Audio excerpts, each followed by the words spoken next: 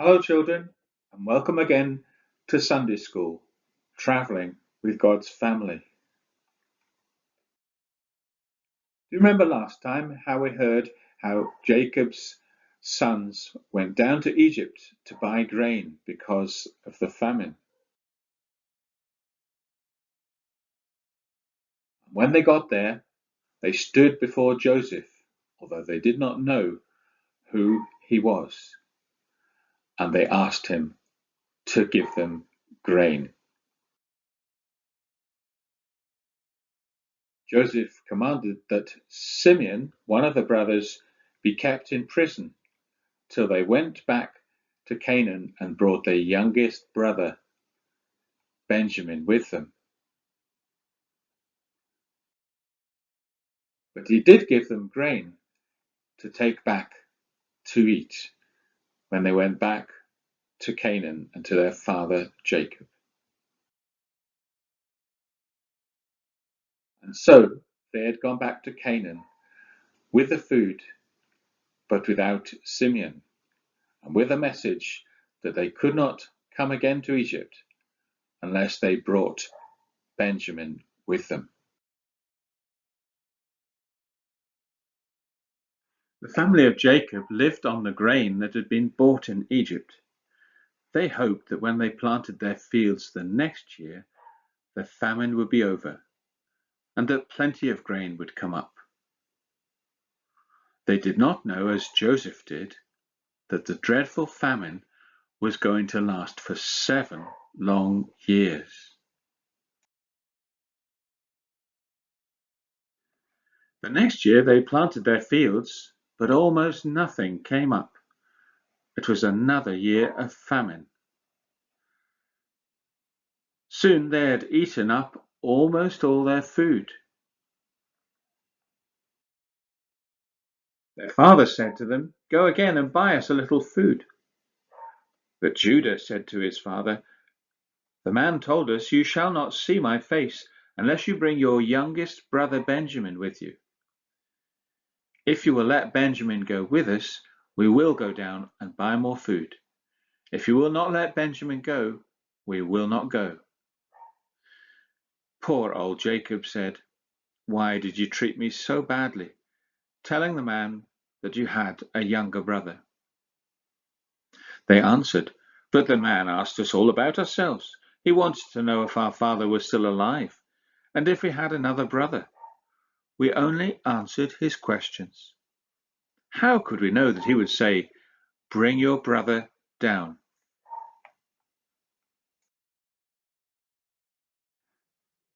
But Judah said, "Send him with me. I promise to take care of him. If I do not bring him back to you, I will bear the blame. If we had not waited so long, we could have gone and come back by now already." Their father saw that he would have to let Benjamin go, or they would all die of starvation.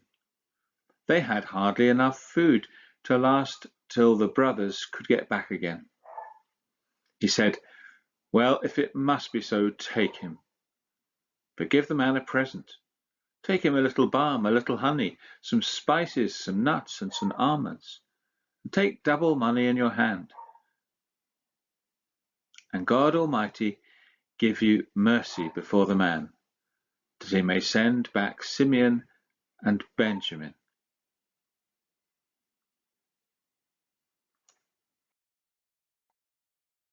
The brothers took the present and double money, and they soon were on their way back to Egypt with Benjamin.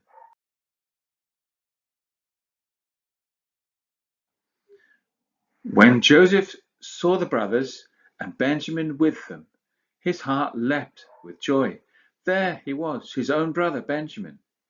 He told his servant to take the men to his home and make ready a fine feast, for they were going to have dinner with him that day. Joseph's brothers were very much alarmed when they were taken to his house. They thought they were going to be punished. They came trembling to the steward of Joseph's house. telling him that they'd brought back double money for the food this time. But the steward, instead of treating them roughly, as they expected, spoke very kindly to them. "Peace be with you. Fear not. Your God and the God of your father has taken care of you." Then he brought Simeon out of prison to them. After leading them into Joseph's palace, the steward told a servant to get some water so they could wash their hot and dusty feet. The steward also gave their asses something to eat. The brothers began to feel more comfortable.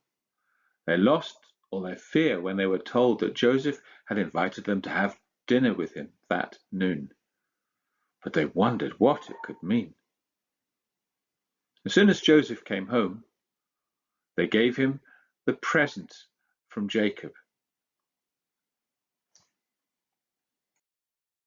They bowed down to the earth before him, making him the finest, lowest bow they knew.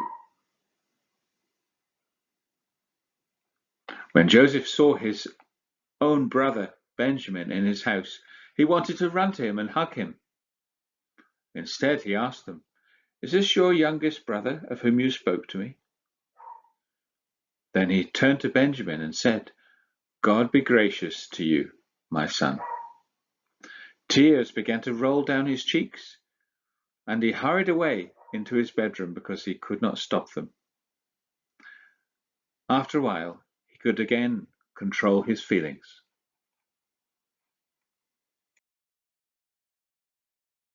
He washed his face and went back to his brothers. He commanded the steward, "Bring the dinner on." The steward set 3 tables, one for Joseph alone, one for the brothers, and one for the Egyptians who ate with Joseph. The steward seated the brothers according to their age, the oldest first, and then the next, and so on to the youngest.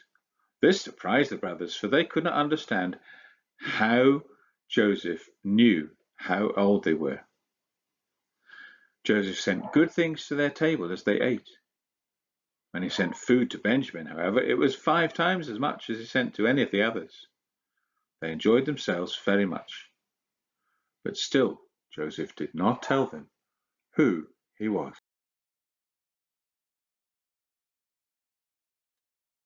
So Joseph's brothers had bowed down to him again, just as that dream of Joseph had predicted.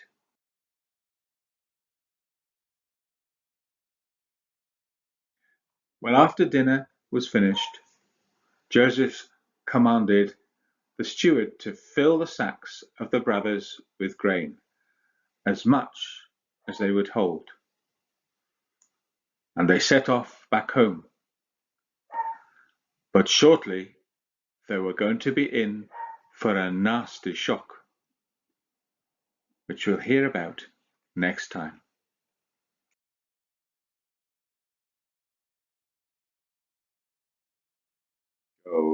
Joseph, dreamer, will everyone bow down for you, for you? God's plans fail not, the dreams that he gives will come true.